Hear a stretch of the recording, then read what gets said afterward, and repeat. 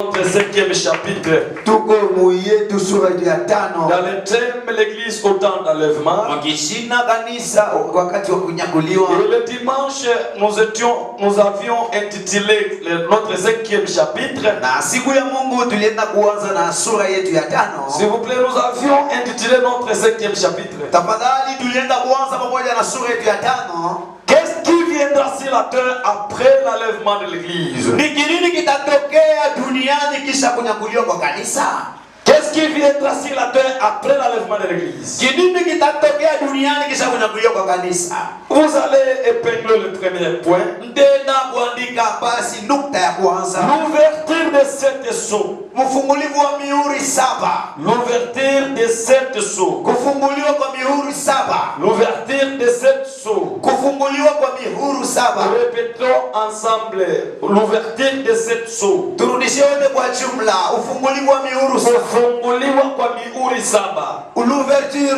de 7 sceaux. Répétons ensemble. L'ouverture de 7 sceaux. L'ouverture de 7 sceaux. Mungu akubariki. Amen. Amen. Amen. Tunasimama kusoma Apocalypse chapitre 7, chapitre 5, chapitre 6. Nous nous mettons debout, nous allons lire Apocalypse chapitre 5, chapitre 6. Nani ataweza kunikumbusha? Qui peut me rappeler Muhuri wa kwanza, le premier sceau, wakati utafunguliwa, lorsque ça sera ouvert, kisha kanisa kunyakuliwa, après l'enlèvement de l'église, nini ambao itatokea kwa huyo muhuri? Qu'est-ce qui viendra après l'ouverture de ce sceau-là? Huyu mama kule kumwisho. Oui, la maman là derrière. Kimya duniani. Pokea kimya na salama katika maisha yako. Reçois le silence et la paix dans ta vie. Kimya na salama katika mwili wako. Reçois la paix et la paix. Kimya na salama katika kanisa lako. Reçois le silence et la paix. Uzima magharibi ya leo. Yesu wa uzima. Kwa jina la Yesu.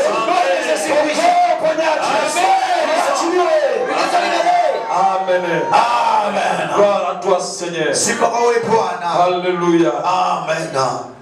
Kufunguliwa kwa mihuri 7. L'ouverture de 7 sceaux. Kisha kanisa kunyakuliwa. Après l'enlèvement de l'église. Kama Loti angaliko Sodoma. Si Lot est encore dans Sodome, Sodoma ingaliko na raha ya kufanya ndumba. Sodome a encore le bonheur de faire l'impudicité. Sodoma ingaliko na raha ya kuiba. Sodome a encore le bonheur de voler. Homosexualité bataifanya. Ils peuvent faire l'homosexualité. Parce que Lot est encore dans Sodome. Mais après la sortie de Lot, les enfants de Lot aussi peuvent sortir. La force du péché ne sera plus dans Sodome. Parce que le feu va s'allumer dans Sodome. Même les impudiques qui vont chercher le demeure, le refuge. Ces jours-là, les gens cherchaient de mourir dans Sodome. Mais la mort leur fuyait. Parce que le fait demeurer. Sodome c'est ce monde. Lot c'est le Saint-Esprit. Les enfants c'est les enfants de Dieu. Nous sommes faits les enfants de Dieu à travers le chemin des croix en Jésus. Nous sommes faits les enfants de Dieu à travers le Saint-Esprit. Après l'enlèvement de l'église, après l'enlèvement des chrétiens,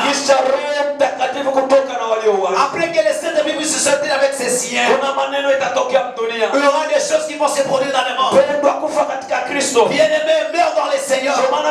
C'est pourquoi la Bible les commande.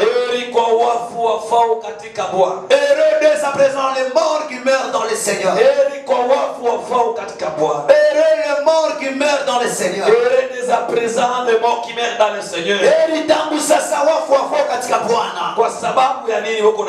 Pour quelle cause qu'ils ont les bonheurs? Le chantre chante, il dit mourir et vivre est le bénéfice en Christ. C'est pourquoi dans l'une de mes cantiques j'ai chanté qui dit chez nous ce n'est pas ici. Toute personne qui soit pas un chrétien doit savoir que ici ce n'est pas chez nous. Ils se sont appelés l'éternel de l'éternité. Ils se sont appelés les gens qui ne devraient pas mourir. On voit les enfants de Mobutu qui tiraient des balles sur les autres. Aujourd'hui, même arrivé au Congo, c'est un problème. Parce que les familles là les attendent jusqu'à présent. Le monde auquel je vis, le ciel est ma demeure. Et la bénédiction est mon droit. Laisse-moi programmer une personne ce soir en disant qu'il est le bonheur d'être converti que d'entrer dans l'église sans être converti. Les gens qui ont le bonheur, ce n'est pas les gens qui mouraient ou bien les gens qui sont en vie. C'est lui qui a le bonheur. C'est celui qui meurt ou bien il est en vie dans le voyage d'aller au ciel. Il est le seul chemin de voir Dieu, de vivre éternellement. Rien que Jésus. Jésus, c'est l'évangile que je dis. C'est l'évangile du salut. Si tu le mets en pratique, je n'ai plus de dettes. Partout je prêche, je n'ai plus de dettes. À d'autres moments, j'accepte de faire les pieds, de manquer l'argent pour prêcher l'évangile ici. Que Dieu te bénisse. Il est amené bien. Je dis encore que Dieu te bénisse. Est-ce que tu comprends très bien? En effet, s'il y a la paix dans Sodome, parce que l'autre est là ensemble avec ses enfants, s'il sort, et d'autres choses vont sortir. Je ne sais pas si tu me comprends très bien. Tu as compris? En effet, les mondes, si l'église s'est enlevée, la présidence va terminer, le gouvernement va terminer, être gouvernement va terminer, le malade prendra fin, il n'y aura pas la femme d'une personne, il n'y aura pas les maris d'une personne, le diable va régner. Aujourd'hui, regardez les femmes de nuit et le mari de nuit qui vous fait fatiguer. Jusqu'à ce que toute prédication et tout dans ce espace est de lutter contre le femme et le mari de nuit. Au lieu de lutter vers le femme de nuit et le mari de nuit, contre le péché.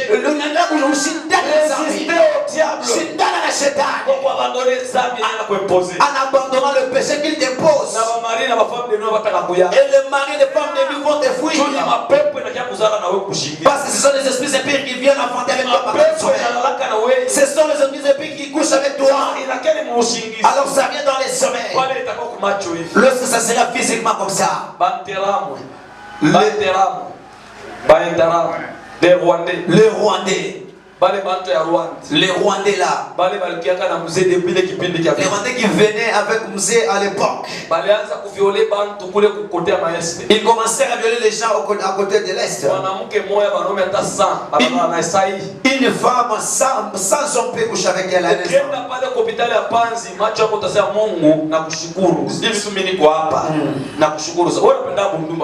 Toi qui aimes le baiser, va là-bas.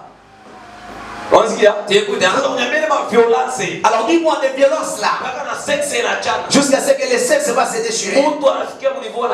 La personne arrive au point de mourir. Et si tu termines comme ça, peut même poignarder même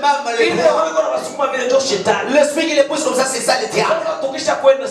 Alors après que nous puissions sortir nous les saints, nous nous rencontrons avec le Seigneur dans les heures.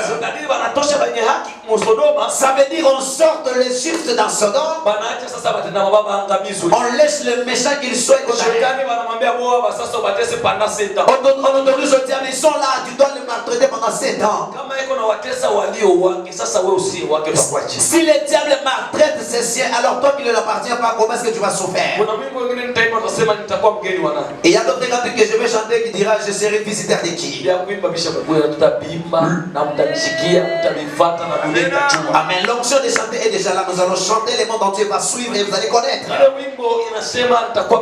Les cantiques là nous disent je serai visiteur de qui? Je serai visiteur de qui? Je chanterai ces cantiques dans l'une de mes albums. Après ce qui va sortir. Parce que là-bas je parle à cause du demeure des ciels. Chez nous c'est pas ici. Je parlerai à propos de Jéhovah notre Dieu.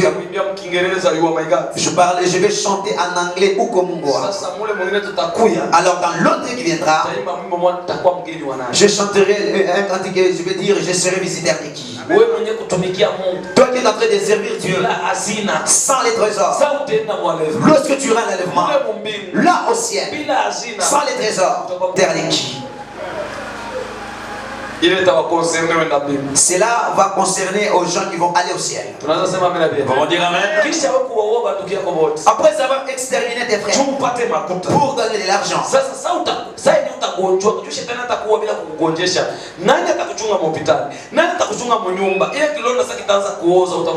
lorsque la plaie là commencera à pourrir, tu seras visiteur de Dieu, parce que le diable ne peut jamais te tuer. Ça t'aidera beaucoup plus de savoir que dans toutes choses que tu vas faire, tu dois savoir les sorts de demain, ça sera comment. C'est pourquoi si tu veux programmer pour demain, tu dois d'abord savoir les choses d'hier et d'aujourd'hui pour préparer demain. Les gens qui... Oui.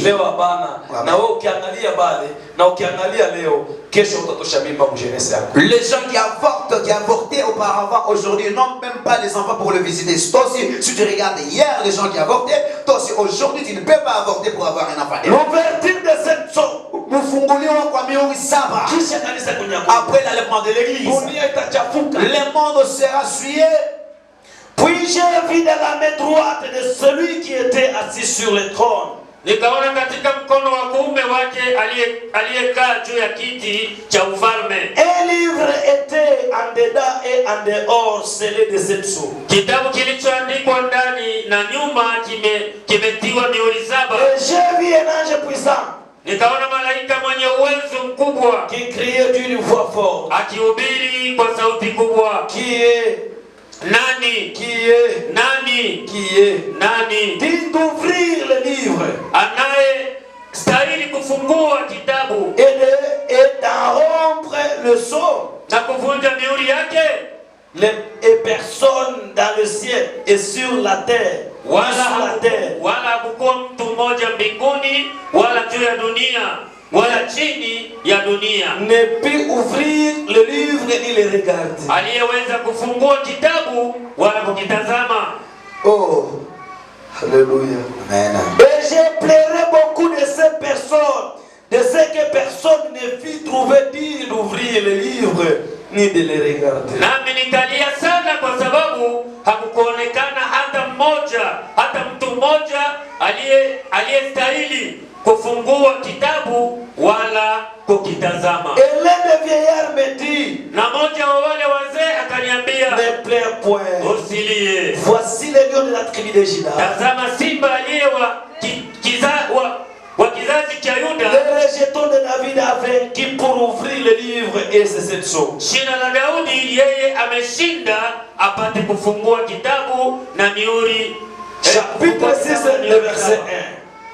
J'ai regardé quand l'agneau ouvrit un de ces 7 sceaux. Nikaona mwana kondoo wakati alifungua mmoja wa ile mihuri 7. Et j'entendis l'un des 4 êtres vivants qui disait comme d'une voix de tonnerre vient. Nikasikia mmoja wa wale nyama wenye uhai 4 akisema kama kwa sauti ya ngurumo kuja. J'ai regardé et voici parut un cheval blanc et celui qui le montait avait un arc. Une couronne lui fut donnée et il partit en vainqueur et pour vaincre. Nikaona natazama farasi mweupe na yeye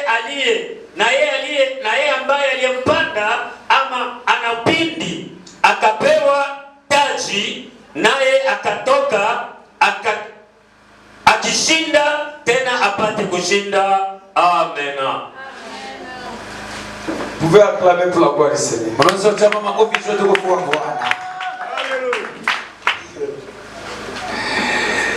Gloire à Dieu. Si papa Bwana, Jean wakati aliona, lorsque Jean voyait, akaona hakuna mtu ataweza kufungua kile kitabu. Il voyait, il n'y avait aucune personne qui était digne d'ouvrir ce livre, Kiliandikwa ndani qui était écrit dedans, na kiliandikwa nje. ainsi que dehors. Oro ndani ni Israeli Or, dedans c'est Israël, na nje ni mataifa. et dehors c'est les nations. Sikilize vizuri. Écoutez-moi bien. Yuko Yesu Il est là, Jésus, aliye mwana kondoo qui est l'agneau, mwenye kuwa na uwezo qui a le pouvoir wa kufungula kile kitabu. d'ouvrir ces livres-là. Ndani na nje Dedans et dehors, kiliandikwa. c'était écrit. Yule alikuwa na uwezo Mais c'est lui qui avait le wa pouvoir kufungula d'ouvrir. ilikuwa ni Yesu. C'était Jésus. Niende kwa mbele mprofesi. Que je parle d'abord de la prophétie. Napenda niambie mtu Je mmoja vais parler à une personne. kwamba batu En disant que les gens, jana ile bunabii wote alikuwa na Jean avec la prophétie qu'il avait, miujiza yote alikuwa na le miracle qu'il possédait, parole puissante alikuwa la na parole puissante qu'il avait, Jean alikuwa na uwezo wa kumtabiri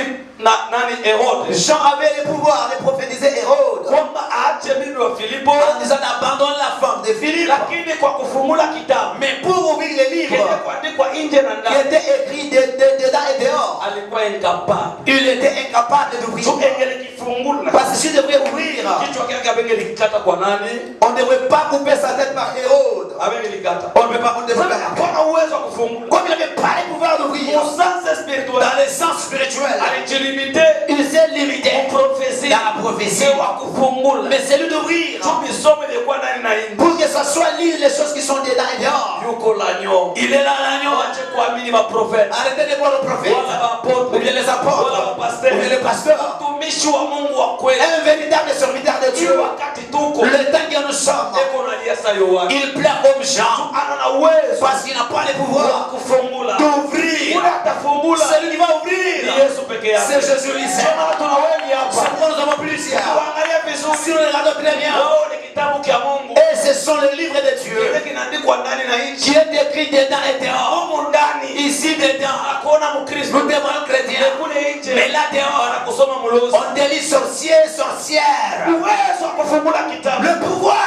d'ouvrir les livres. Makosa. Nous manquons. Jo tunalia. C'est pourquoi nous pleurons. Tunaona kalia. Jean avait pleuré. Sema acha. Il avait dit laisse. 24 Le veya. 24 veillard. Wakamwambia Ils avaient dit, yuko mtu. il est là. Wale wa 4 êtres vivants. Les 4 êtres vivants. Wakamwambia yuko Il disait, il est là. mwana kondoo L'agneau atakayefungula qui doit ouvrir mioyo ya watu. le cœur des gens. Unajua pale ulitoshaka mimba. Lorsque tu as avorté, Unajua pale uliiba. connaître lorsque tu Unajua voulais, pale uliestroke. savoir lorsque tu es Unajua escroqué, pale penye ulisharatika. connaître là tu faisais les Na publicités. unalaka na flatterie ya jina la Et Yesu. tu restes avec le flatterie de Hukumu ya Mungu inakuya Le upesi. jugement de Dieu viendra. Watu wasipotubu Si les hommes ne se répandent pas, anakuya mwana kondoo. il viendra l'agneau. Anakuya mwana kondoo. Il vient l'agneau. Haina tu juu ya kubeba. Ce n'est pas pour prendre au tête seulement, Pia juu ya kutosha pia. aussi pour bien ôter.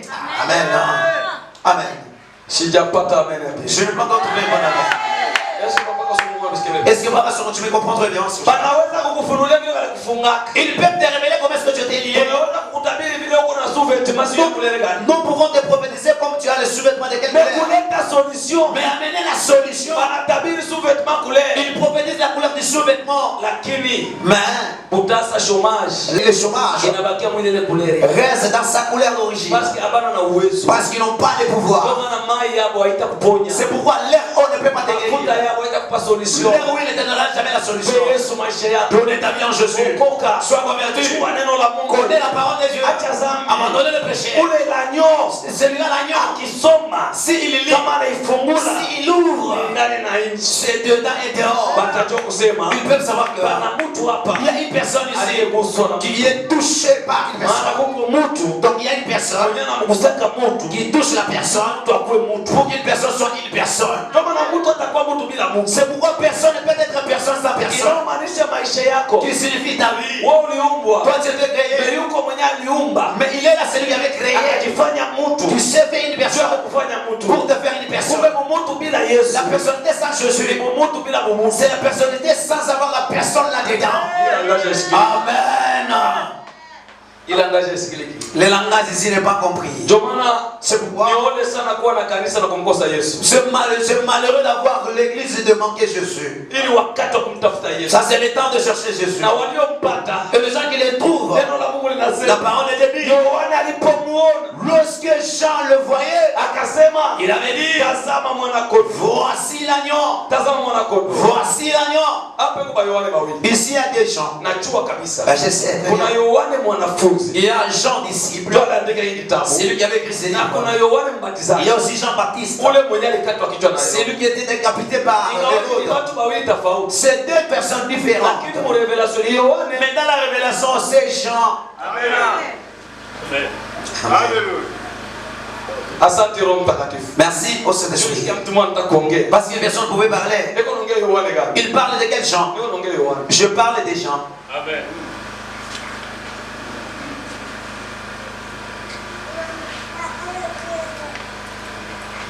Mama Jésus Pepe. Maman Jésus, tu peux arrêter. Sikiliza. Écoutez. Jean les voyait. Akaambia watu, Il informait aux gens. tazama Voici mwana kondoo wa Mungu l'agneau de Dieu mwenye kuondoa. qui ôte.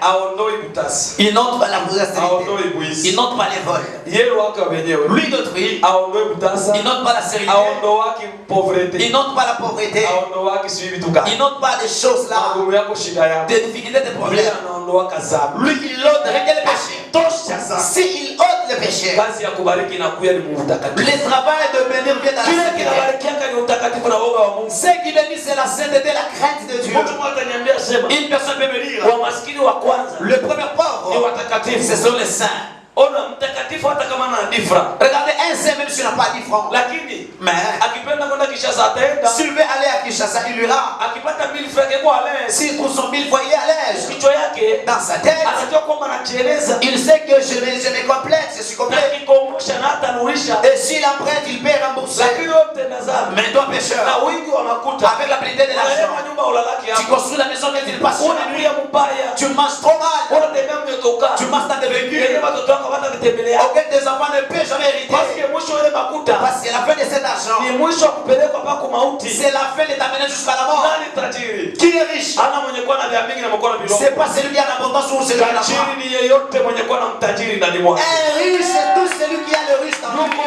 Yesu Il mtajiri. est là, Jésus riche. Aliumba vitu Il vyote. est toutes choses. Wewe unajua wakati mtu En effet, tu connais la anakuwa na Yesu seconde. ndani. À Jésus dedans. Akipata $100, Il trouve $100. hawezi kunywa Il pombe. ne peut jamais s'enivrer. Ile $100 atapanga nao mpango wake. Les $100 là, il va projeter ses projets. Rozi hataingiza blocage. Le sorcier ne peut jamais pénétrer le blocage. Lakini wewe maskini Mais toi, pauvre, ma utakuwa pauvre, na jet tu privé. peux avoir le jet privé. Watakuima autorisation kushuka mwa aeroport. Mais on peut te priver l'autorisation de descendre dans Chuma l'aéroport. wanasema wataka kutubouleverser. Parce que chaque fois que tu viendras bouleverser. Mtakatifu anatembea mamwina kwa hiyo anapitia. Mais un saint, il est en train de marcher là. Heri maisha matakatifu. La vie de la sainteté est de Mtakatifu ni mtu wowote mwenye kuwa na Roho Mtakatifu. Et chaque saint, c'est une personne qui a les sept Na esprits neno la Mungu anaitumikia. et qui met en pratique la parole de Dieu. Anashinda dhambi ya ulimwengu. Qui fait le péché du monde. Anashinda kutosha mimba. Qui vient de la Anashinda ukosefu wa Qui adabu. vient l'impolitesse. Anashinda Qui kiburi. vient l'orgueil. Anashinda Qui impolitesse. vient l'impolitesse. Ndio maana anaitwa nyoki yote. C'est pourquoi il s'appelle l'agneau qui entre. Aujourd'hui déjà, Leo watu n'ont pas besoin de l'agneau qui ôte. hapana na lazima na mwana kondoo mwenye Les kondoo. gens ont besoin de l'agneau qui dort. Lakini watu wana lazima na mwana kondoo mwenye kuleta.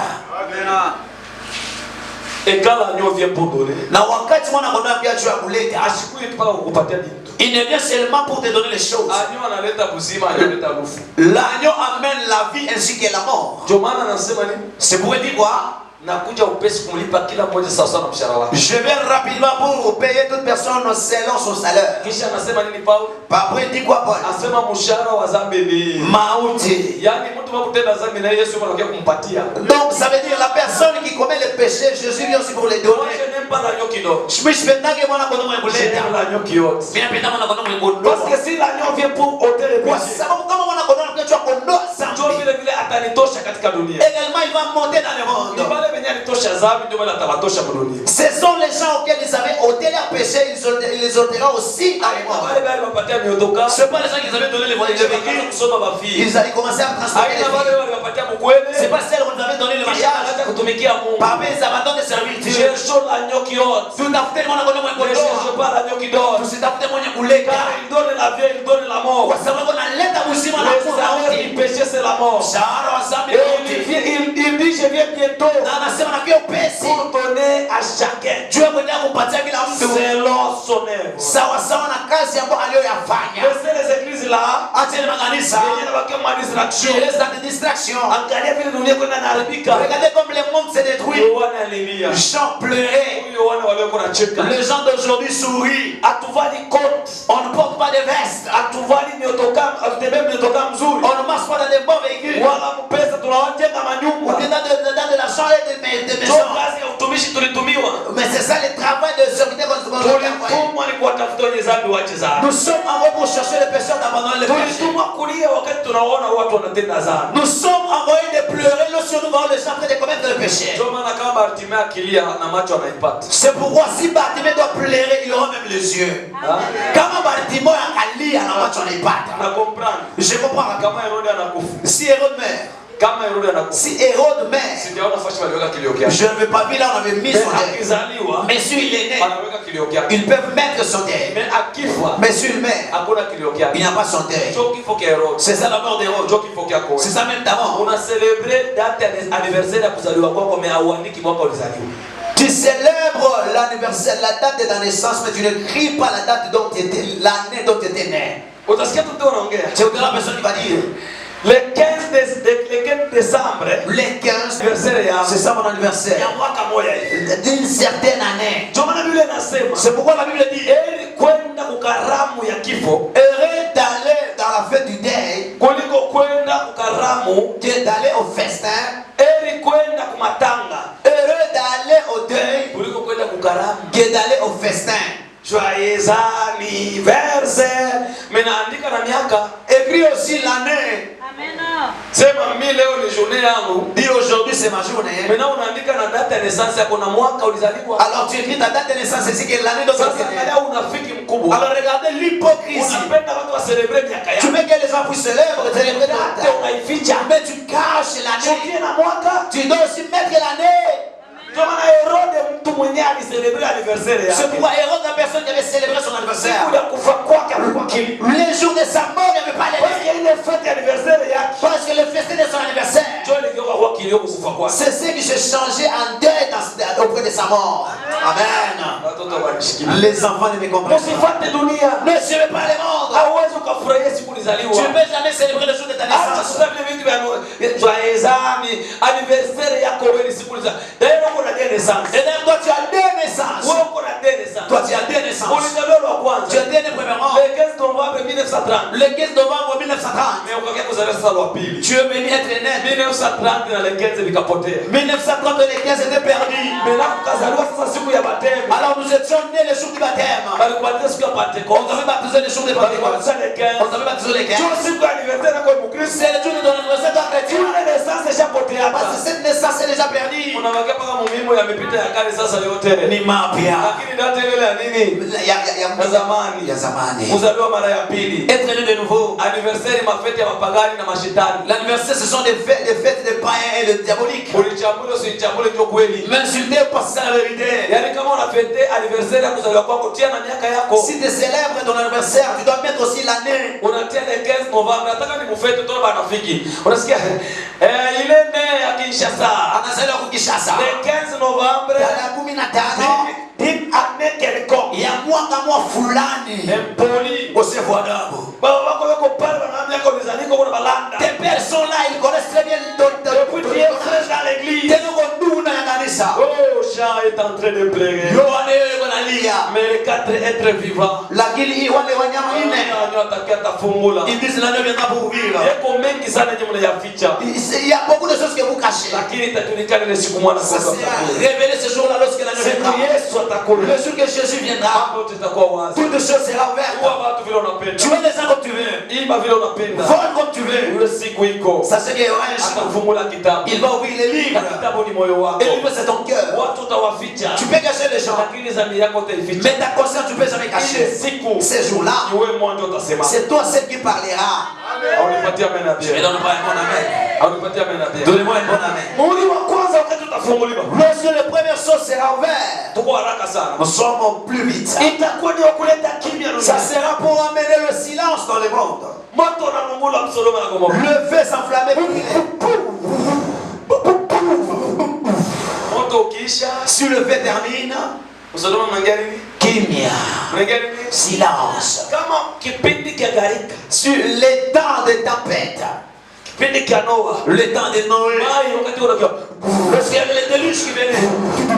Bon, au moins on va le choix. Au moins vous le choix. Si tulishi Tanganyika. Nous qui vivons encore auprès de Tanganyika. Kama Tanganyika nafika mwezi wa 7. Si Tanganyika arrive au 7e mois. Hata unabeba pakebo. Même si tu prends Pakebo. Hata unabeba bateau ya nje. Même si tu prends quel type de bateau. Akitomboka. Si c'est bon. Akazungurusha tu. Il va tourner comme ça. Il le jette ici. Il le jette ça de l'autre côté. Unaona maji na uwezo wa maajabu. Tu vois de l'eau à la puissance. Wa maajabu. De l'eau à la Sasa puissance. wakati pale unapika vile. Alors lorsque ça part comme ça. Unasikia bwana leo. Kama anapuliza hewa. S'il souffle de l'air. Manyumba yanaweza kwenda matwati. Des maisons vont commencer à enlever des toitures. Banasema ile ni saba. Il dit c'est saba. C'est. Manyumba yako yananyangulika. Des maisons qui se déracinent. Kama ile saba watu wanakimbia kama nyumba. Si les temps là les gens qui vivent dans leur maison. Sasa sijui uharibifu wa Mungu utakuwaje. Alors je sais pas la destruction. Ile siku ya Noa ilikuwaje. Le jour de Noé c'était comment? Watu wanapanda kumiti. Les gens montèrent sur les arbres. Wanaenda yule ya miti. Ils allaient là au sommet. Milima mrefu. Dans de longues montagnes. Maiko wanapanda pa. Et l'eau suivait toujours. Watu watapanda mjet privé. Les gens peuvent monter dans les jets privés. Ile mvua. Mais cette pluie-là. Nakumbuka mavazi yangu moja ya mwisho ile ya mwisho ilikuwa mbaya sana. Je me rappelle parmi mes voyages, le dernier voyage. Ile tutakufia paka mulwano. C'est celle qu'on voyait même mourir dans l'air. Bashiko tunaiona hivi. Lumbashi on voyait comme ça. Tuko ndani ya avion. On était dans l'avion. Mjet. On était dans le jet. Watu waloko tu. Et on était seulement peu de gens. Natoka kubariki mariage. Je sortais d'aller bénir le mariage. Province moi niko nakuya Dans Lubumbashi. une province, je revenais à Lumbashi. Ndani ya jet. Maintenant dans le jet privé. Tunakutana na hii wingu ya unaona hii wingu ya mvula, ile wingu ya mvula hii. Kama inakutana na jet privé au jet tu yoyote, tu ile wingu ya mvula enda hiyo.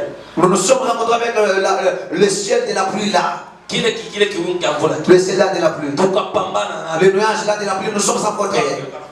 Commencez maintenant à nous faire sonner. Et la personne qui vivait la bière mettait ça à côté. Ne craignez pas la mort, craignez celui qui a créé la mort. Et tu vois, je vois la mort qui a le bonheur. Parce que c'est lui qui avait mené la mort. Si tu les crains, même si la mort arrive, lui il devient la vie. Il devient aussi ton ami. C'est trop difficile. Que Lazare soit l'ami de Jésus. Que Jésus soit la vie. Et que Lazare aussi soit la vie. Il a demandé à Lazare d'être la mort. Alors que Jésus soit la vie. Comme il est l'ami de la vie. Si la mort arrive, Lazare commence à clamer. Amen. Lazare n'a pas makofi. Lazare commence à clamer pour qu'elle parce que son ami à lui, il ne peut jamais se présenter lorsqu'il est encore malade. Et il avait aussi envie de voir l'ami. On avait informé que ton ami Lazare tombe malade. La maladie qu'il a, lui m'a amené à la mort. L'ami n'était pas vivant. Mais lorsque la mort arrivait, Lazare était mort. On l'avait même mis dans les tombeaux. Les gens ont du mauvais cœur. Ils ont pris même une grosse pierre pour fermer. Lorsque l'ami était venu, il trouvait les gens en train de pleurer. Les gens pleuraient. Maintenant, le vide s'enflammait encore. Dans mes cantiques, j'ai chanté. Magomo kwa watu baba, kolea kwako Yesu. Majebo kwa watu pale watu balilia. Lorsque les gens pleuraient, les gens de tension mouraient parce que c'était pour les pauvres. Et lorsque Jésus avait pleuré, le pleur de Jésus, la solution des gens, Lazare était ressuscité. Pour quelle raison? Il était ami de la vie et il ne craignait pas la mort. Il savait que la force de la mort, c'est l'absence de la vie. Mais si la vie arrive, la mort n'a plus de force. L'apôtre Paul dit, qu'est-ce que je vais craindre? La mort ou quoi? Ces jours-là devant le Seigneur, nous allons demander à la mort, nous allons demander à la maladie, où est ta force? Je vous donne l'évangile des apôtres. Pas les apôtres comme l'apôtre, mais l'ami de l'apôtre Paul. Je ne crains pas de mourir. Parce que je sais que j'ai la vie à côté de moi. Et si la vie vient, ces gens-là nous serons là-dedans. Dans les tombeaux, nous sommes enterrés. Notre ami, la vie lorsqu'il viendra. Lazare connaît. Jésus commençait au début du cimetière. Le cadavre ne se réveillait pas. Lazare était calme. Parce que je suis mort en étant ami de la vie. Et heureux de mourir dans Jésus. Que tu mènes avec Jésus. Que tu viennes avec Jésus jusqu'à la mort. Lorsque Jésus reviendra, ce n'est plus tout le monde qui va écouter. Là dans les événements, ce sont les gens qui sont convertis, qui vont écouter les sons des trompettes. Nous allons sortir. Nous serons sélectionnés avec notre ami. Et notre ami ce jour-là, après savoir aller, la Bible dit, ce jour-là, ça sera vraiment. Les gens vont se chercher le jour de l'enlèvement. Parce que ça sera en un clin d'œil. Les gens qui sont les sépulcres, ils peuvent écouter. C'est pourquoi il y avait beaucoup de morts. Mais c'est Lazare lui seul qui avait écouté la voix là et sorti. Ça signifie que le jour de l'enlèvement, dans les cimetières ensemble avec les personnes nous seront enterrés. À Kasangiri avec les personnes nous seront enterrés.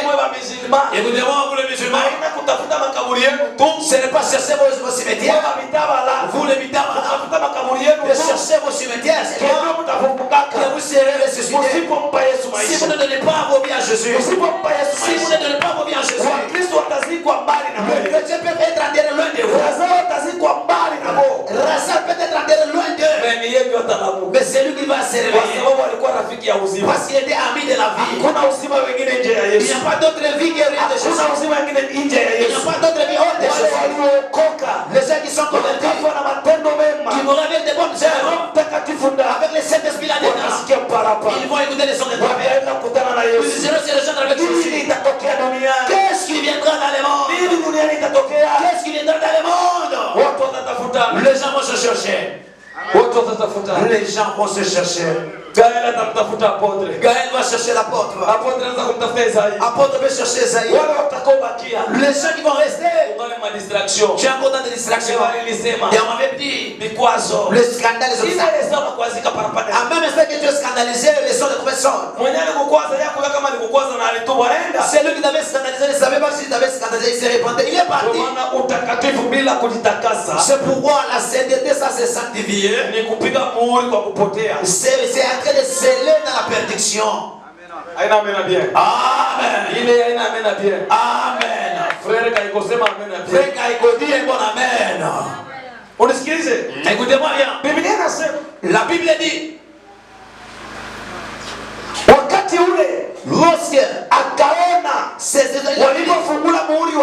lorsqu'on ouvrait le premier seau, parce que les gens vont commencer à se chercher. Venez, venez.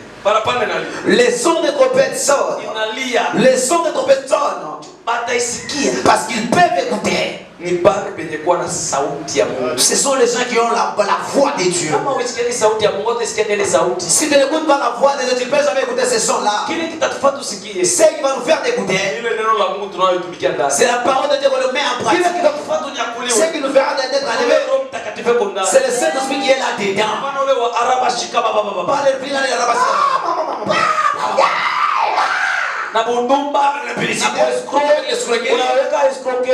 Tu mets l'escroquerie dans l'eau, dans l'huile. Cela n'est pas le Saint-Esprit. Là où il est, tu ne peux pas t'habiller en péché. Là où le Saint-Esprit est là, tu ne peux pas porter. Là où il est, tu ne peux pas tenir. Là où le Saint-Esprit est là, tu ne peux pas te maquiller. Là où le Saint-Esprit est là, tu ne peux pas te maquiller. Tu es encore loin de Jésus. Tu nous accompagnes. Le ciel est le sort qui nous sort. Tu mets le chemin qui n'est pas donné par Dieu. La personne qui a la convoitise ne peut jamais entrer au ciel. La convoitise. fasi ya kile Mungu aliweka. Ça veut dire rajouter à la place de ce que tu avais créé. Biblia inasema Et la Bible dit, atakayeongeza celui qui va ajouter wala kupunguza bien diminuer katika maneno ya ufunuo dans la parole de la révélation, pia na jina lake itafutwa mbinguni. son nom sera effacé au ciel. Ora maneno ya ufunuo na kitabu cha ufunuo. Or, la parole le problème de la révélation, c'est pas le livre de la révélation. Maneno ya ufunuo Le problème de la révélation, ni maushuda hii batimwe yuko namipatia. ce sont les témoignages qu'on vous donne par les témoins. Tuliona watu na makiaji mwamfe. On voit les gens avec le maquillage. Tuliona watu na maminishi pe mwamfe. On voit les gens de ministère Baongo mwamfe. commentaires dans la Wewe unakatala. Toi, tu refuses, Unapinga. tu contributes. Na Biblia inasema Et la Bible dit, watamshinda. ils vont vaincre le diable Kwa maneno ya ushuhuda. par les paroles de témoignage, Kwa maneno ya Biblia. par la parole de la Bible. Yeye yuko na Biblia. Lui aussi a la Bible. Na maandiko. Aussi avec les Écritures. Ninakushuhudia. Je te témoigne. Na kwa kukuhakikishia. Et pour t'affirmer, Nimeiona mbingu. je vis les ciels. Nimekwisha kwenda. Je suis déjà allé. Nimekwisha kuiona. Je suis déjà vu. Mtu wowote. Toute personne. Niliona mama wa kanisani. Je vois une maman dans l'église. Mungu ananibeba la mwisho. Dieu m'avait enlevé dans le moment ici. Yuko mbiro. J'étais dans le bureau. Nasema Mungu nachoka. J'avais dit Dieu, je suis fatigué. Les gens de l'homme, je ne comprennent jamais. Kenu unateseka shikione. Pourquoi est-ce que je souffre? Mimi unibebe nikapumzika. Tu dois me prendre, je puisse aller me Sauti inaniita. J'écoutais les sons qui m'appelaient. Aruni. La voix qui m'appelait Aaron. Nataka mimi hapa. Je vais accepter, je suis la Seigneur. Paka pale naona 4 anges. À cette heure, je voyais 4 anges. Bananiambia twende. M'avait dit d'aller. Saka pepo kwa kanapita. Comme de l'air qui passait. Saka tubio tukamwe. Comme les tourbillons. Saka leo kamoya hivi. Comme de l'air qui passait. Tunapepuka. Nous sommes envolés. Ah, Mungu apewe sifa. Ah, que Dieu soit loué. Paradiso ni mfashi nzuri. Le paradis, c'est une bonne place. Mbingu ni mfashi nzuri. Le ciel, c'est une bonne place. Maneno yote ya dunia hii. Toutes choses du monde que vous voyez, Kivuli kia maneno ya mbingu. c'est l'ombre des choses des ciels. Mungu ananiambia. Dieu m'avait dit, Wewe unasema toi tu dis, tukubebe. qu'on puisse te prendre. Unatumika sana. Tu as beaucoup travaillé. Sasa natumika sana. J'ai dit vraiment, j'ai Depuis nilianza. depuis que j'ai commencé, Na mateso iko nafanya. avec la souffrance qui me suit, Natumika sana. j'ai beaucoup travaillé. Nibebe nipumzike. Que je sois prise, que je puisse Ikiwa aller. injili ya wokovu naitangaza Si sana. c'est l'évangile du salut, j'ai beaucoup propagé. Abe angalia. Il m'a dit, regardez, Naona mama bawili mkanisa hii. je voyais des moments dans cette église. Wa kwanza La première, amekwisha kulima shamba. elle avait déjà cultivé les champs. Inatoka hapa. Qui sortait par exemple ici, Inafika ti mpaka na msantri vile tuweke mfano. qui arrivait même dans le centre-ville par exemple. Lakini Mais, maneno lishangaza. le chose qui m'étonne, Hakuwa na mbegu ya elle kupanda. n'avait pas la sémence pour s'aimer. Sasa afashe kuna lima. Alors là où elle cultivait, Akitoka hapo. si elle sort, Panaota tena mayai. d'autres choses, d'autres feuilles vont germer. Jo, nasikia kuna niambia malaika. J'écoutais l'ange qui me disait, Sasa unaomba siwezi mtaa huyo mama. je peux passer de cette maman Tutu kwa direct. parce que nous sommes en direct. Mais anajua. Mais elle connaît très bien. Aliliaka sana. Elle avait beaucoup pleuré. Sasa baba malaki mimi sitaona mbingu. Elle avait dit, papa, je ne vais pas voir les cieux. Sasa mimi siko Mungu au kujua kama wote una mbingu. Je lui ai dit, je suis pas né de ça. Lakini maneno ya ushuhuda hii. Mais la parole de Kama témoignage, utashinda kuisikia. si tu peux échouer de comprendre et écouter, Inakuona mwenyewe. tant pis pour toi. Nikaona yule mama kuna lima shamba. Je vois cette maman qui cultivait les champs. Toka hapa hata na msantre vile. D'ici jusque même dans les centres-villes. Mfano. Par exemple. Lakini pia anatoka kulima. Mais là où elle sortait des sacrés, Akaota tena. encore des herbes vont germer. Kisha akuwa na mbegu ya kupanda. Par après, elle n'avait pas la sémence pour s'aimer. Ndio malaika kaniambia. L'ange me disait, Mbona unasema natumika sana? toi tu dis que tu as beaucoup travaillé. Ona huyu. Regardez celle-là. Na yeye anakuuziaka kote. Elle aussi, elle achète pour ta Yeye nièce. anakukulisha. Elle te nourrit aussi. Naona maisha yake. Regardez sa vie. Angalia shamba kuna lima ni munene naona. Regardez, le champ est grand, je vois. Sadaka yake. Ses offrandes, Michango yake. ses contributions, Kazi kunasaidia watumishi le yake. travail qu'il est de ses serviteurs. Ni Mungu naiona. Mon Dieu, je vois cela. Angalia. Mais regardez les champs. Hana na mbegu. Elle n'a pas la sémence. Kulima na lima lakini hana na mbegu. Elle cultive, mais elle n'a pas la sémence.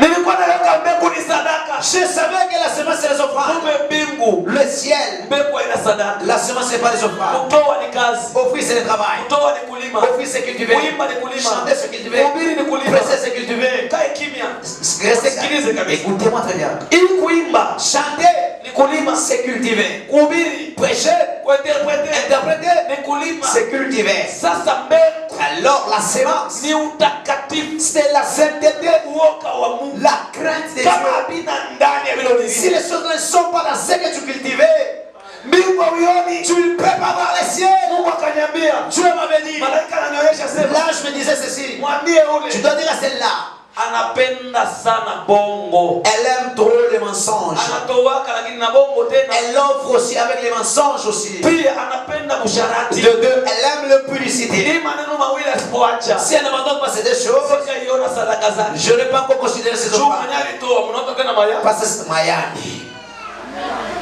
Wa pili wakaniambia, La deuxième m'avait dit. Angalia ule. Regardez celle-là. Nikamwona na yeye. Je la voyais aussi. Asema ule atenda. Ciel. Sasa jua nini? Pour quelle raison il ne peut pas aller au ciel? Nikamwona ule mama. Je voyais cette maman. Asema Kenya tena mumbingu. La cause de ne pas aller au ciel. Nijue ko irreligieuse. C'est parce qu'elle est Alikuwa mwanamke irreligieuse. C'est parce qu'elle est religieuse. Yaani mtu wa makanisa kanisa. Donc la personne qui a plusieurs églises. Sasa mkutembea maombi na makanisa. Ça veut dire en fréquentant beaucoup d'églises et de prières. Na vitu vingine bishobe Mungu. Et se rencontre avec d'autres choses qui ne sont pas des dieux. Anakuwa na watumishi wote vya bongo. Et il considère les hommes de Dieu comme les faux serviteurs. Anaanza kukritiquer batumishi. Elle commence à critiquer les serviteurs. Na makanisa avec des églises. Anaanza kukritiquer. Et elle commence à critiquer. Mtumishi wa kweli. Qui c'est le terme de pasteur wetu Kiota. C'est notre pasteur Kiota. Wengine kwa machambula. Les autres en train de les insulter. Anakritiquer. Elle le critique. Hawezi akaone mbingu. Elle ne peut pas voir le ciel. Mtu wa namna ya ataona mbingu. La personne de tel comportement ne peut voir le ciel. Wakristo. Les chrétiens. Mbingu inasa mkanisa. Le ciel n'est pas comme dans l'église. Les chrétiens. Mbingu inasa kuingia mkorani. Le ciel c'est pas entrer dans une chorale. Mkorani ataona na sauti ya Biblia utaingia kufundisha. Dans la chorale même si tu n'as pas une belle voix, tu peux on peut t'apprendre. Lakini mbingu. Mais les ciels. Hii maneno hii. C'est ces choses Na ici. maneno ya ushuhuda. Et la parole de témoignage. Anakwambia hiki ni kibaya. On te dit ça c'est mauvais. Anakwambia mimi niishi pale On mbaya. te dit Jules c'est mauvais. Unakataa. Toi tu renonces. Unachunga mbingu ya wapi? Tu attends qu'on fait le ciel. Ngoja. Attends. Uone kile kitatokea. Tu dois voir ce qui viendra. Tunaweza piga makofi nyongo. On peut acclamer très fort. Ndio nasikia makofi ya vile kwa mama. Le monde est en train d'écouter et c'est arrivé le moment ici. Que Dieu te bénisse. Akaona Il voyait. kisha kaanza kunyakulia. Après dans le monde de l'église. Ya kwanza muhuri. Première saut. Akaona Yohana. Il voyait Jean. Walipofungua muhuri wa kwanza. Lorsqu'on ouvrait le premier saut. Gaël wa. Gaël. Akaona mtu. Il voyait une personne. Mwenye kuvalishwa taji. Qui était vêtue de la couronne. Oh, taji ya kifalme. Et la couronne royale. Siku nilimuona Yesu. Le jour que je voyais Jésus. Ngoja kwa sharati. Niko kuchuma ni sharati. J'étais en train de me prétendre de faire le péninsule. 15h Yesu anatoka. À 15h, je étais venu. Nilimuona Yesu. J'avais vu Jésus. De 15h à 5h du matin. De 15h à 5h du Siku matin. aliponiita. Le jour qui m'avait appelé. Nilimuona. Je l'avais vu. Acha kuvala taji ya kifalme. Il était couronné de la couronne royale. Yesu mfalme. Jésus roi. Oh. Oh. Injili kama na hii kufundisha watu wa kimwili. L'évangile comme ceci enseigner les gens charnels. Chunga uelewe kule kutabakia. Attendez, tu dois comprendre si tu vas rester. Huyu aliyevaa Celui qui était vêtu, balimuvika taji il était couronné ya kifalme. de la couronne royale. Yule alikufa na taji ya miba. C'est celui qui était mort avec la couronne des épines. Ndio maana kama taji ya miba ya Yesu C'est pourquoi si la couronne des épines de Jésus, ni mfano wa majaribu ya Mkristo. c'est l'exemple des tentations d'un chrétien. Ndio maana Biblia inasema, C'est pourquoi la Bible dit, mon Jacques chapitre 1 verset 12. c'est dans Jacques chapitre 1 verset 12. Heureux dès à présent les mots, heureux l'homme qui supporte patiemment les tentations. Heri kwa wanadamu ambao Heri anastahili. kwa mtu yule anayestahimili majaribu. Heureux l'homme qui supporte patiemment les tentations. Akisha kuishinda Après avoir tout surmonté, atapata nini? il aura la couronne. Nini? Taji. Nani aliyepata taji ya miba? Qui se vêtait de la couronne des épines? Ni Yesu Kristo. Jésus-Christ. Na wale watakaopata taji na wale waliingia kanisani na kucheza. Et les gens qui peuvent avoir des couronnes, c'est pas les gens qui entrent dans l'église et dansent. Taji ya uzima La couronne de vie itampata ule mwenye alichukua taji ya miba. aura la personne qui avait pris la couronne des épines.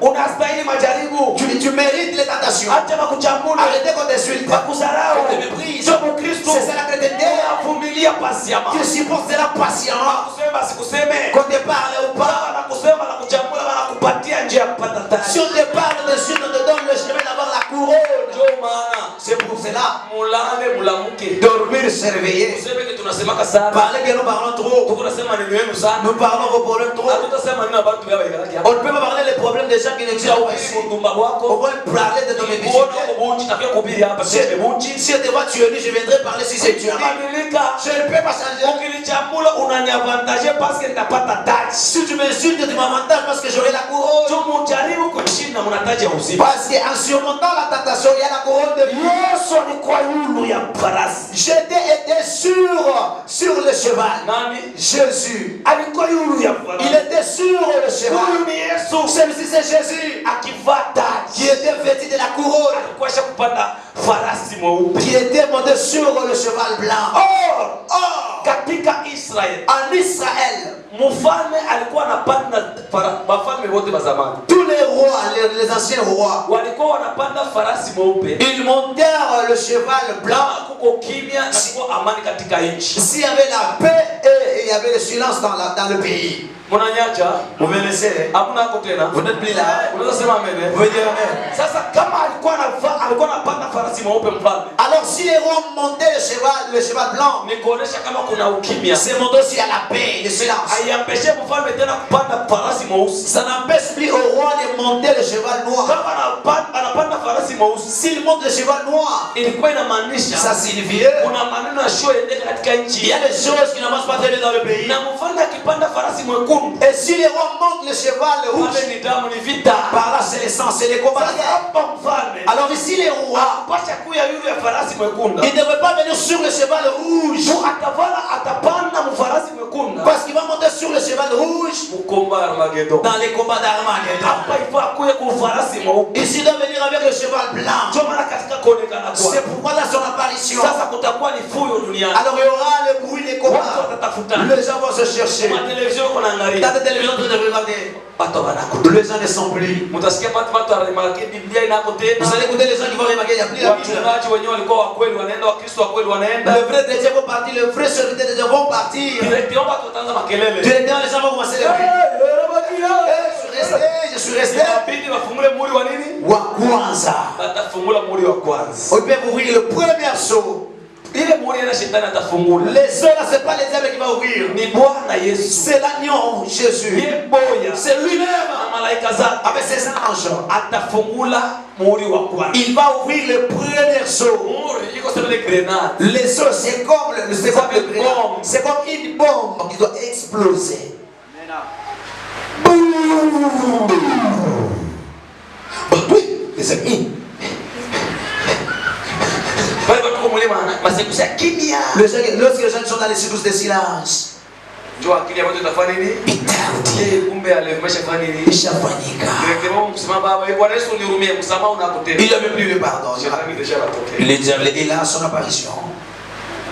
Wewe ndio Toi, c'est qui? Claudie. C'est Claudie. Njoo nakata makiki yote. Tu as tout coupé. Mpaka pale shetani afanye. Anajistala anatokea. Anakuwa. Watauli. Pata Olivia, Uko pa mazaba. tu es à la chair. Kwa dunia yote iko vile utabaki.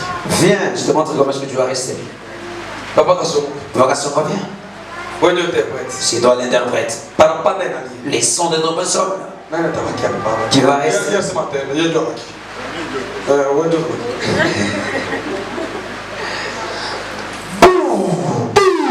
Mimi naenda. Moi, je suis parti. Kwa anabakia mhubiri na yeye. L'interprète. Tunasikia? Tu vois? Papa nenda. Papa est parti. Où est allé papa? Yeye anaanza kuingia mhubiri. Lui commence à poser des recherches. Itabidi wapike kitu. Je lui ai demandé qu'on puisse taper quelque chose.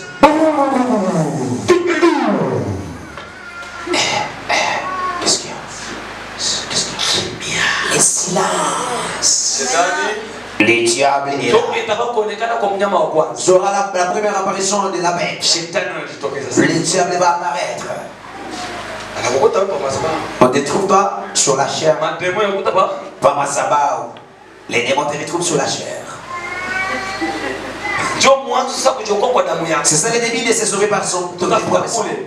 Unajua mtu kuchokoa kwa damu yake haina bizaa. Vous savez pourquoi la personne puisse se sauver avec son sang? C'est Mungu pas là. asikulande hivi vitu vya wokovu vinakushindia vya bure kwa nini bure?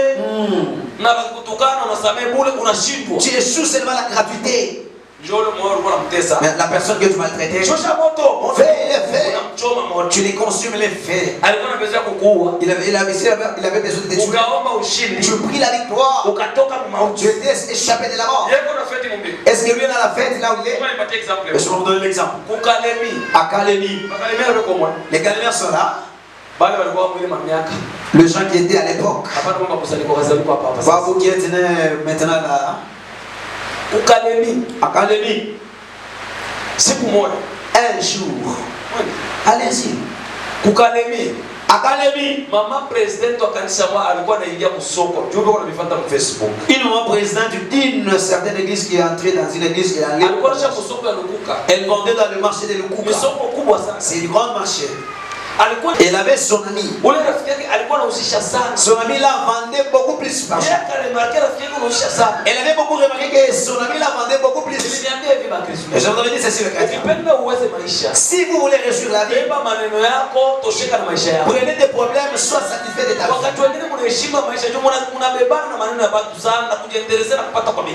À d'autres moments, vous échouez la vie parce que vous prenez le problème d'autrui et vous vous intéressez de la réussite des autres beaucoup plus. C'est pourquoi tu vois les gens. Surtout les politiciens qui se moquent des gens jusqu'à la fin. Et en train de manger ses enfants et de dormir très bien. Tu verras les jeunes, c'est marrant. Si tu cites les nôtres, nous allons te poignarder quelque chose. Tu perds ton temps. Si son pouvoir termine, si sa vie prenne fin, il ne viendra même pas te donner $100 à la fin. C'est le principe du monde. Partout dans le monde. C'est comme ça que les policiers se moquent des gens. Écoutez-moi bien. Cette maman s'intéressait beaucoup plus. Beaucoup plus. Frère. Acceptez mon amen. Pourquoi est-ce que vous êtes ainsi? Amen. Amen. Qu'est-ce que vous craignez? On a cité une personne ici. Et celui qui les touche, qui puisse arranger. Est-ce que j'ai parlé le mensonge? Alors je suis appelé à cet endroit pour parler le mensonge à cet endroit. Alors cette maman-là, elle s'intéressait beaucoup plus. Elle aussi, elle avait piégé. Elle avait piégé les jours qu'elle va demander. Même si nous venons à l'église, nous sommes rappelés. Toute personne de sa provenance, on ne se connaît pas. La personne qui n'a pas des objectifs ne sourit pas même dans l'église. Son travail, c'est atakuingiza ule esprit na wewe pole pole unaanza kwenda unasema watumishi pole pole mwisho unaingia mulana unafunga maisha. Amen. Il y a des gens qui sont comme ça. Kuna watu wao kama hivyo. Kanisa mwa Efeso wa Israeli, kanisa mwa kitabu cha Apocalypse. Une église dans le livre d'Apocalypse. Kuna wengine milango peke ya uingie. Amen. Tu ouvres pour les autres les portes de ton domaine tu n'entres pas. Ule mama sasa. C'est maman alors. Amen. Amen. Cette maman en question, elle avait dit pourquoi est-ce que toi tu vends beaucoup plus? Elle dit laisse-moi te dire. Demain viens que je puisse l'accompagner auprès de notre hospitalier. Les nôtres tu vas arriver comme ça. Est-ce que tu peux pas m'entrer de tarder ici?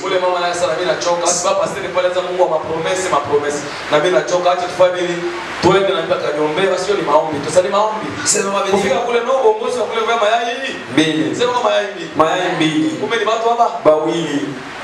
anafika kule mtumishi anasema hapa uongozi wa Mungu ananiambia tu tukombe kunani kutanganika zeroe. Ici l'orientation de Dieu me dit d'aller prier auprès de lac Tanganyika zeroe. Vous voyez manquer la parole de Dieu. C'est pourquoi tu te déshabilles, on est en train de te ouer même dans un parc. Si tous vous les femmes, qu'est-ce que vous savez? Le même frère comme le frère qui est grandi ici. Il devient médecin. Toi, ça sert dans les quartiers, tu acceptes de se déshabiller. Que je touche-moi. C'est où? La maladie est où? Touche. Tu n'as même pas la honte. C'est ce que vous n'aimez pas écouter. Ce que vous n'aimez pas écouter, c'est parce que vous faites mal. Mais vous êtes encore dans l'ignorance. Amen. La Bible vous démêlez. De médecins comme sont là. Oui. Bwanako tu mwenye akachungulia wakati uko nazala. Mwanaume mwenzake ndio anachungulia pale. Ton mari va même regarder lorsque tu es en train d'accoucher maintenant. L'homme mzima hakuna fashi yenyewe Mungu. Babingine walikuwa kama Biblia. Il y avait de médecins. Hakuna fashi médecin mwanaume alizalisha kama kulikuwa ni mafami ça. Sage. Ile ma pratique mingi ya science ya mulosi. La science sont les choses de la sorcellerie. Je dis cette science là c'est pour la sorcellerie. Il y a une partie de mulosi. De cette partie là c'est pour la sorcellerie. Mulosi ni roho nguvu parce que la sorcellerie c'est un cœur dit. Mtu mwenzake mama ya tu vois seulement l'ami de sa maman. Un docteur, n'est-ce pas dire docteur? La déontologie nous dit de soigner. Il fait monter la cuisse. Pour aujourd'hui, c'est ici. Typique, et si quelqu'un sera collé. C'est pourquoi tu vois, il y a beaucoup de souffrances, beaucoup de malheurs. Les enfants d'étudier. Que les enfants puissent aller faire la médecine. Qu'ils puissent avoir la conscience de Dieu lorsqu'ils partent étudier. Je viens quelque part.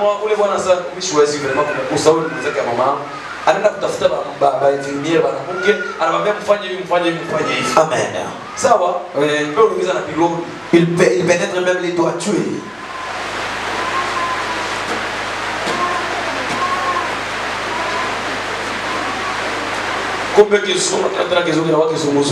La civilisation n'est plus la civilisation, ça devient aujourd'hui la vertige. Laissez d'abord qu'on puisse tester. Elle est dans quel centimètre? Quel niveau? Alors le GG sont médecins par rapport à quoi? S'il vous plaît, tu m'amènes ici, docteur mon amour. Amen. Sawa. Sawa. Amen. Et je vais mourir, papa. Si tu pouvais mourir, tu dois mourir si tu es pressant. On t'a dit que cet homme-là, c'est lui qui a ta vie entre ses mains. Les pygmées qui sont en brousse, là, est-ce que j'ai écouté qu'il y a...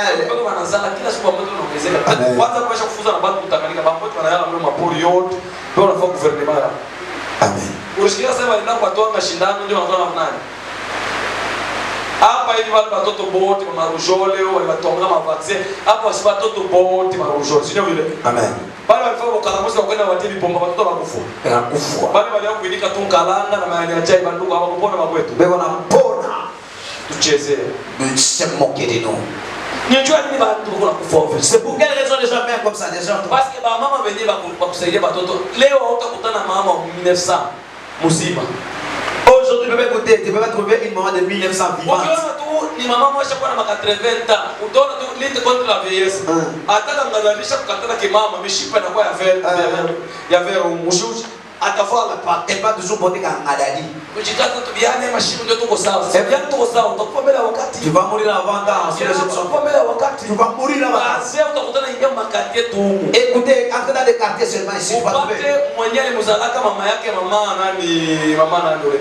Mama Sylvia, mama kushona na jeko, mama yake akuya kutoa. Mais ukienda kuangalia wale bantu utakutana na bazee wale walikuwa ba miaka kupita. Boko kweli. Kweli. Unanitoka? Amen. Amen. Shina na ukule tu kwa mambo ya kinini kitatokea bali mimi mpaka kubabu wa dunia hapo. Je vous montre aussi la méchanceté du monde aussi. Utaona mwamikini mule. Unaona wale wasaidia na nani? Batete tu mama tule. Bwana mwa enda yake banafungula batosha masamaki. Inayala tena. Amen. Beaucoup de passé. Bale ba village banakia bushi. Les villageois sont bénis la nuit. Écoutez-moi, banakia bushi banakia samaki yote. Ils sont bénis la nuit, ils ont pris tous les poissons. Ils sont partis. Ule bwana anaenda kujiplaindre kwa chef. Ce monsieur est allé se plaindre. Chef. Batu watu wanavaa samaki yao ni banani sasa ba yu. Des gens qui ont pris mes poissons, ce sont les guides. Ule chef. Tellement que ce chef là. Eko sage. Il était sage. Shikana maneno na komala. Haina tu kama mtu kanaamka usubuhi leo.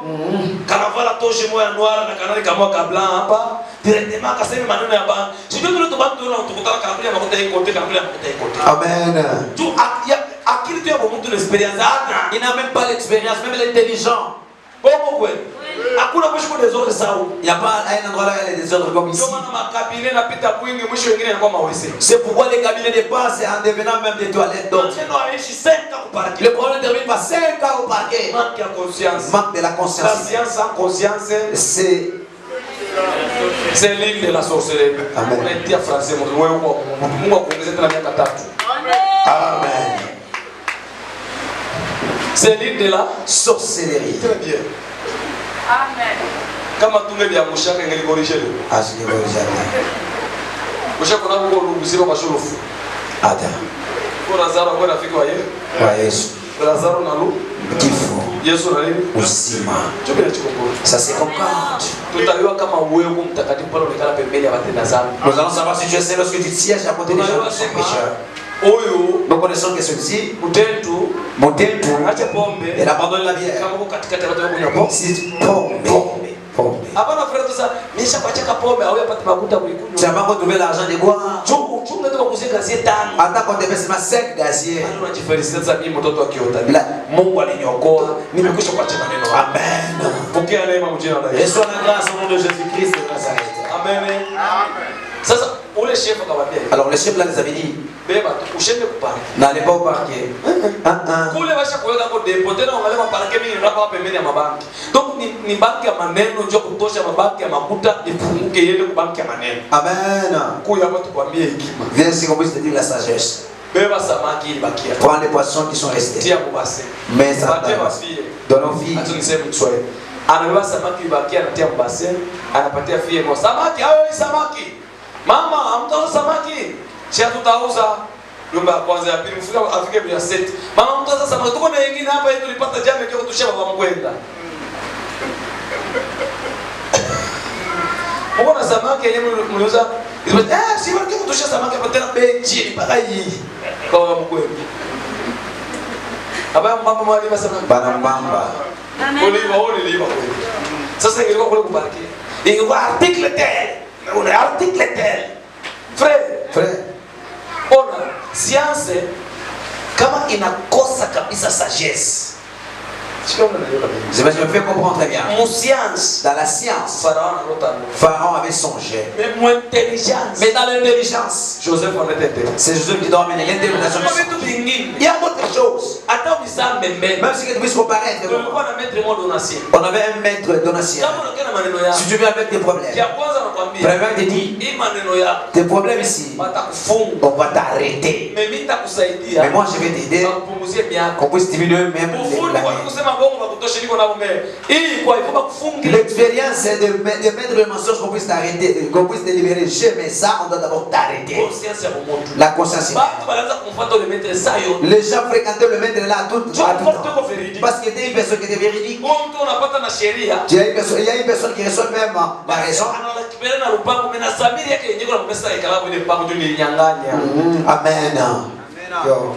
Unani mpaka mwana tu juriste ule wa hiki baeneshi kaile na shukata juriste ule mpaka wa unajua leta kwa $500 tukamwona kwa magistrat ndio unaweza sasa hapa napata raison natakosa mbingu. Ici j'aurai la raison, je vais manquer le ciel. Mloko yake amen sema amen. Amen. Bibi wa amen sema amen. Amen. Usile vya buizi. Ne mangez pas les choses du vol. Vous allez affronter les Mongols. Français les yote na article eti kwa tous. Le français et les articles ne viendront pas soigner. Amen. Sina wangu kuni. Je suis pas là. Kwenye tuko tu hapa. Là où nous sommes ici. Zamani bale ba mamba kikubwa. Auparavant le moment là que de vierge. Mtoto anaanza kiuno kwa mtoshe mti fulani. L'enfant qui dit kwenda ina mama kinaishi. Leo unakutana kiana mtoto sio wewe ete mtoto sawa huyu. Un enfant comme l'interprète. Frère, je suis vraiment l'ange mwisha ton âge ici. Baba ya sana mtoto. Tu n'as pas encore enfanté même un enfant. Hapo kumuuliza boss atakwambia ndio boss wa kiuno. Ici demande auprès du boss, il va dire je suis boss de l'âge. À cet âge.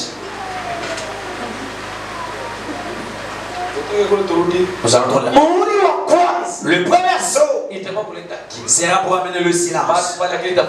Il t'arrondira. Il va s'installer. Amen. Il va s'installer. La bête va s'installer. La bête va s'installer.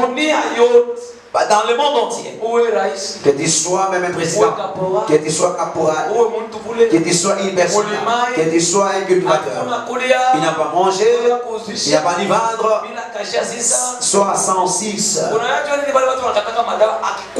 Vous savez pourquoi les gens qui prennent les grisules meurent? Avant d'abord qu'ils puissent mourir, c'est beaucoup de cérémonies. Des maladies qui sont incurables même dans la prière. Tu verras cette personne si elle meurt. Les démons vont d'abord les frapper. Pourquoi les démons vont les frapper? Parce que retourne encore les travaux là auxquels cette personne les faisait fonctionner.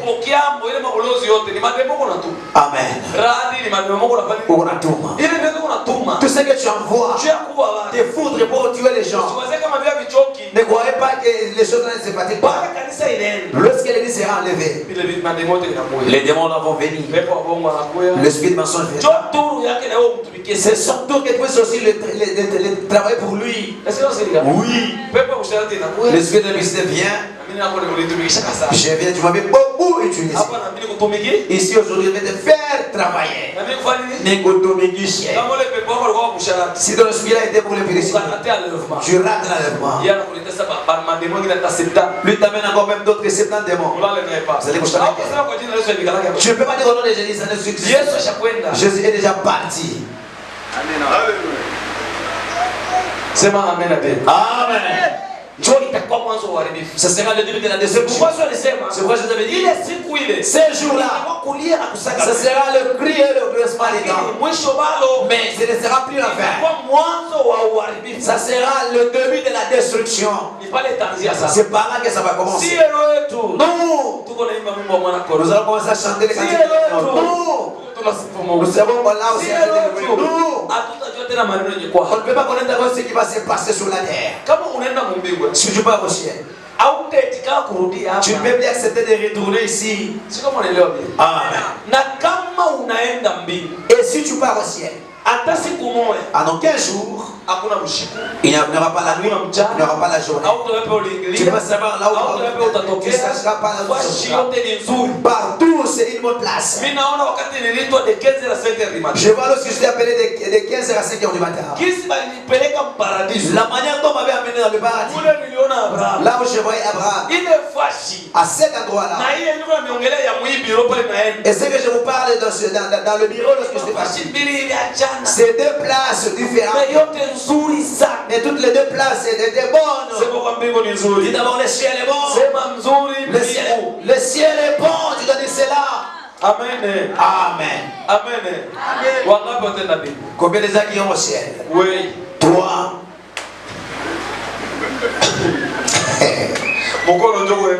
C'est la main qui va en haut. Mais le cœur, dis-moi, avec le mari d'autrui, avec l'orgueil que je, tu vas y personne. Sur les scandalises, il peut pleurer demi-journée. C'est mais pourquoi est-ce que tu pleures? Parce qu'il y a des choses à répondre, il y a des choses à insulter. Mais alors, tu vois la personne qui se ferme à te prier. Tu dois chanter pour le ciel. Tu as encore le travail à faire pour y entrer. Amen. Aussi tu vas pleurer pour toi. Amen.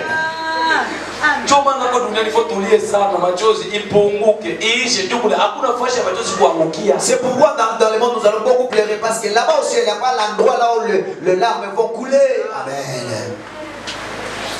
Alléluia. Amen. Vous avez écouté la signification Kimia à installer.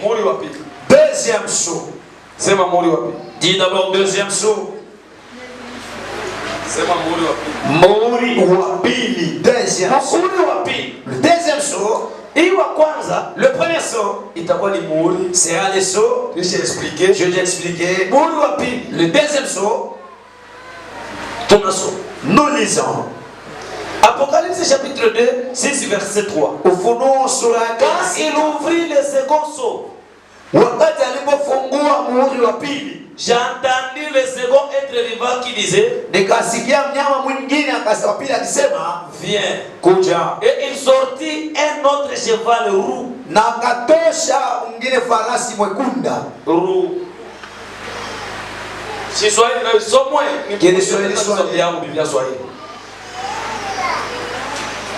quand il ouvrit le second saut, j'ai entendu le second être vivant qui disait, viens. Et il sortit un autre cheval roux. Celui qui est monté reçut le pouvoir d'enlever la paix de la terre, afin que les hommes s'égorgeassent les uns et les autres. Et une grande épée lui fit donner. Na wakati alipofungua muhuri wa pili, nikasikia nyama wa pili akasema, kuja uone. Akatoka farasi mwingine mwekundu sana, Na yeye ambaye alimpanda alipewa kuondoa salama katika dunia. Kuondoa salama. Twende pole pole, kuondoa salama. Salama ilikuwa. Il y avait la paix. Ndio maana walipika muhuri wa kuleta C'est pourquoi on avait ilikuwa kimya. là où il y a le silence. Peko salama. Bongo kweli. Il y a la paix. Sasa penye hapana salama. Alors là où il n'y a pas la paix, Kimya itakuwa. est-ce qu'il y aura le silence? Nasema kimya itakuwa hapo. C'est-à-dire qu'il y aura le silence. Muhuri wa pili. Le deuxième saut Utakuwa ni wa kuondolewa kwa salama duniani. sera pour ôter la paix dans les mondes. Wakati watafungua muhuri wa pili, Lorsqu'on va ouvrir le second, le deuxième saut, neno la Mungu linasema la parole de Dieu dit, itakuwa ni ya kuondoa salama duniani. ça sera pour ôter la paix dans les mondes. Kimya duniani. Le silence dans les mondes. Tuseme kwa salama. Disons d'abord la paix. Tuseme salama. Salama. Tuseme salama. Terme nyingine amani. L'autre terme est la paix. Tuseme kwa amani. La paix. Unaona wale wenyewe tu wanaendaka pabaya. Vous savez, nos frères là qui vont à une mauvaise place. Utasikia tu Je wanasema. veux que ils vont dire, Wanasema kaje? comment est-ce qu'ils disent? Que soname. Repose en paix. Jua hakuna nini? Hakuna amani. Wenyewe unafanya nini? Là où il part. Ndio maana Isaya anasema hakuna amani kwa watu wabaya. C'est pourquoi il n'y a pas la paix aux méchants. Mungu unafiki bwana. Dans l'hypocrisie. Acha kwa sababu mtu aliweka watu 5 senki, bali watu wanamchunga kulufu. Atakuwa na amani. Atakuwa na amani. Ndio maana unasikia bana mswete tu que son âme repose En paix. Jua hakuna nini? Hakuna en paix. Bali watu aliweka wanamchunga pale takataka. Tous les gens qui l'avaient tué, ils attendent lorsqu'il va rentrer là. Lakini wao kuwa mtu. Mais toi, tu ne veux pas tuer personne. Tu ne veux pas voler. Fanya kama vile wewe ungali Tu mpagani. faisais ce saut dans l'ignorance. Ukazaliwa mara ya Tu pili. es né de nouveau. Depuis ulizaliwa. Depuis que tu es né, Vile vitu wewe tu vifanya. n'as plus de ces choses. Ukifa. Si tu meurs, Bali pema bana Kongo. la paix là, à une bonne place t'attend. Hakuna amani wakati wewe mtu aishi salama na bantu hapo dunia. Il n'y a pas la paix lorsque tu ne vis pas en paix avec les autres dans les mondes. Sasa hii mwili wakati watafungula. Alors lorsqu'on va ouvrir ces choses-là, Dada uniangalie kwa mbele huko. serre-toi, regardez-moi ici. Mahubiri unahubiriwa huko. Muhuri wa pili sasa ataufungula. Lorsqu'on va ouvrir le deuxième saut, Itakuwa kutosha sala. salama duniani. Moyo watabakia mwalefuma. Vous qui vont rester dans l'allemand. Hii wakati na wakati wa Mungu kama. Le temps, c'est pas le temps de mettre les 7 doigts. Tu hii wakati ya amani ingali. Parce que c'est ainsi à la paix. Salama ingali. Il y a encore la paix. Kama kuchambula, wachambula. Si c'est suite, ensuite. Tu apokalipsi na sababu mbaya, si kwa vibaya. Parce que l'Apocalypse encourage que le méchant pratique encore la méchanceté. Vizuri afanye. Et celui qui doit faire des bonnes choses doit continuer. Tunasikilika? Amen. Bataondoa salama. Njoo na watu wafanye nini? On va ôter la paix pour que les gens puissent s'écouter. Pale amani tatoka. Lorsque la paix sera ôtée, Ni ndani ya ba c'est dans les gens. ile zamira kujua ke huyu ni mtu haitakuwa kwa. La conscience d'identifier que cette personne ne sera plus. Kama mtu anaingia bulozi. Si une personne entre dans la sorcellerie, Banampatia damu ya ile ya miezi ya banamuki. cette personne-là, on lui donne le sang du temps du mois des femmes. Kama anakunywa ile damu. Si la personne-là boit ce sang-là, Esprit ya mtu inamtoka. l'esprit de la personne, l'esprit même sort. Anakuwa ile esprit ya bulozi. Il a maintenant l'esprit de la sorcellerie. Tunaona yeye moyo anabeba mtoto wake anaua anakulia. Tu verras elle-même va prendre son enfant, de tuer, manger son enfant. Kabimba baba mwana wao watoto wake wote anabakulia wote unabakia tumo. Akabimba, elle va tuer ses enfants en les Baka na wote anaisha. tous les petits-fils après de manger. Kuna bakia tu mtoto mmoja. Il restait seulement un enfant. Ule mtoto wake anamfuata. Cet enfant les suivait. Anambia papa. Il dit papa, Mbona tuko tunakufa hivi? pourquoi est-ce que nous mourons comme ça? Deburi yanza kutu. Depuis que tu as commencé à nous tuer, Unaua na watoto. tu as tué même les petits-fils. Sasa unatafuta nini? Tu cherches à nous quoi? Sikaji bole papa. Écoutez la réponse de ses papas. Muntu. Une personne avec ses poules, ses poussins, Kama anaanza kuchukulia kama s'il commence à manger ses poules, ses poussins, ubaya wake uko wapi? sa nécessité où? Ule mtoto akatoka même merci papa. C'est d'abord des soldats de merci. Wewe ndio muntu. C'est toi qui es une personne, nous sommes des poussins. Unachukulia kama juu Tu tufunga. commences à nous manger parce que tu nous avais élevés. Hein. Bwana ndio kuza kupanga na noa. Il est allé acheter la machette en train de limer. Baba anaonekana na watoto anakata kichwa. Il ne va pas rester comme ça, ce monsieur-là venait couper. Tu vas la sorcellerie, toi tu tues pendant la nuit, et peut te tuer pendant la journée. Ne refusez pas de t'appeler sorcier lorsque tu es à la sorcellerie. Si les choses pendant la nuit c'est bon, maintenant pendant la journée il y a la honte, tu dois abandonner cela.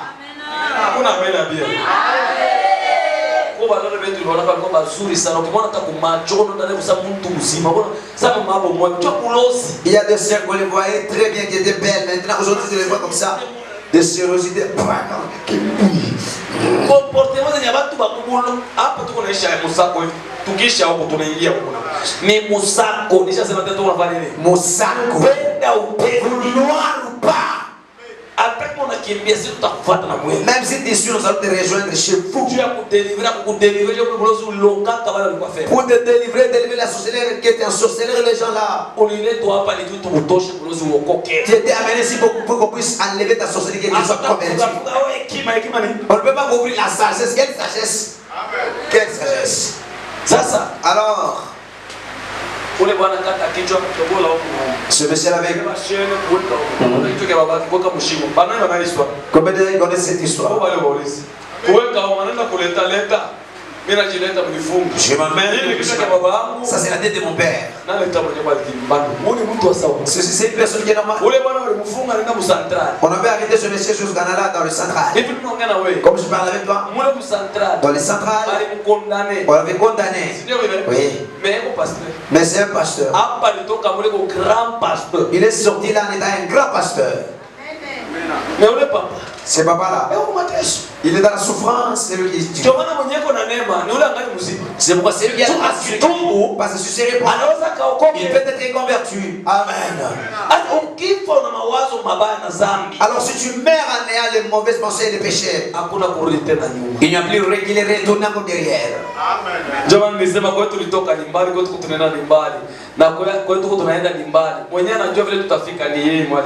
Amen. C'est pourquoi j'avais dit là où nous sommes sortis c'est loin et là où nous allons c'est très loin. C'est lui qui connaît là où il va nous placer, c'est lui qui nous avait créés.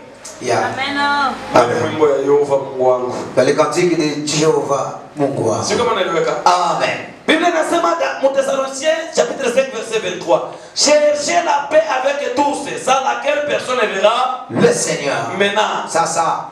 Itabidi tutoshwe ici. Et ça demandera qu'on puisse être ôté, qu'on puisse nous mettre à une place là où il y a la paix éternelle. Alors la paix de ce monde, la paix du monde sera ôtée. Ça ne sera pas ôté seulement dans un pays. Il y a pas tout ça sera ôté dans le cœur des gens.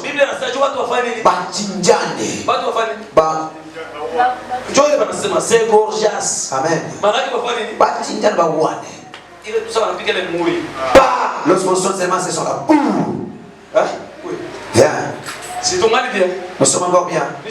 C'est comment le travail? C'est pas que chef. C'est pas un problème. On sonne encore. Inatoka. La personne qui est souple. La femme qui a la bouche ouverte.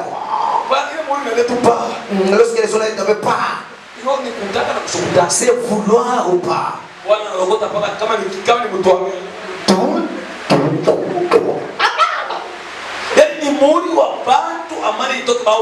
C'est le sort que la paix puisse être ôtée, que les gens puissent s'égorger, se tuer.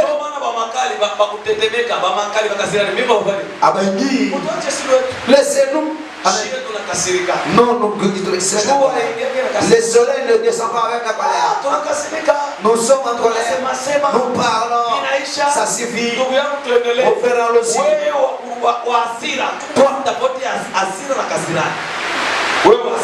Amen. C'est comment bien?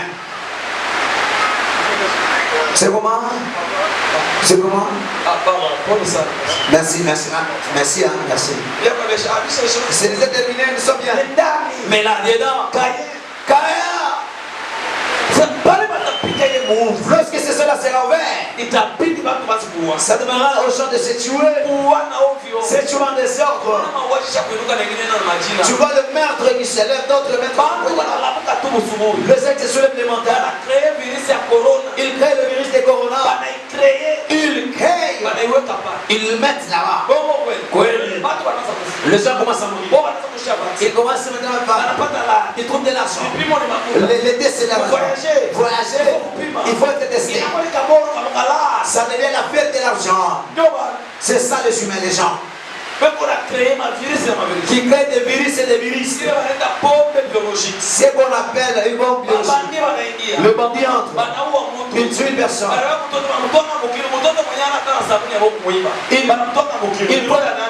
Ninaona nani kwa familia? Chini ya shetani. Sasa ile mauaji itakuwa shetani Mungu anaitosha tu mbata na wewe. Haina madekuta wa watu. Ni mwape watu kwa wewe watu, wewe problematique. Toi problématique. Wewe basi unachambula. Le voisin te dit. Wewe unachambula. L'autre te dit. Bale ndugu yako atakuwa tena présidence, atakuwa tena ministre, atakuwa tena gouverneur. Bale watu wote. Là tout le monde.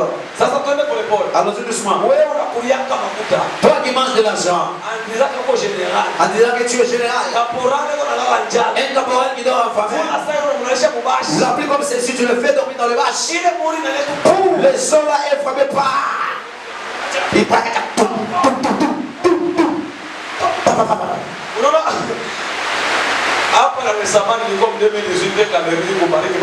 Et lorsque je dis à Calémie, récemment, c'est pour bénir le mariage. J'avais vu. Moi, j'avais vu. J'ai trouvé des soldats qu'on appelait Banamura. Les soldats là, ce sont les voyous là. C'est un soldat auquel tu dis A, lui dit C.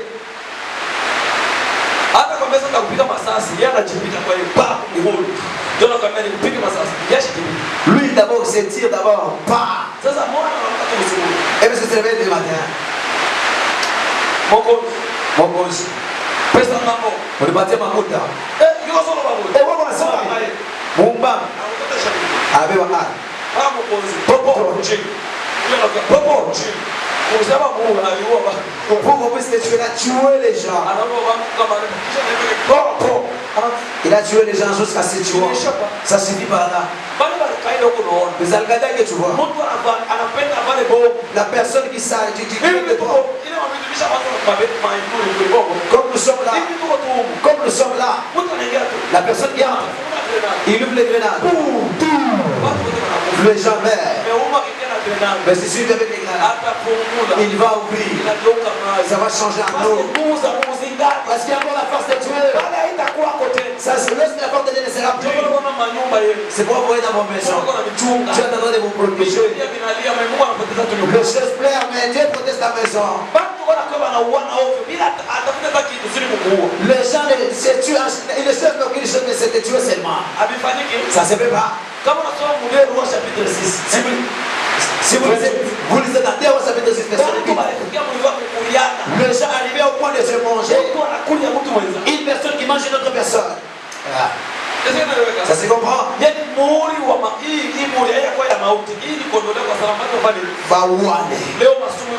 Aujourd'hui, il y a beaucoup de poissons.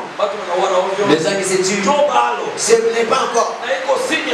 Et c'est un grand signe de ces choses ici. D'autres morts n'ont pris des noms. Le sommeil ici, nous consommons. Aujourd'hui, le sommeil qui tue les gens, c'est ainsi. Si l'église est enlevée, lorsqu'on va ouvrir le deuxième saut,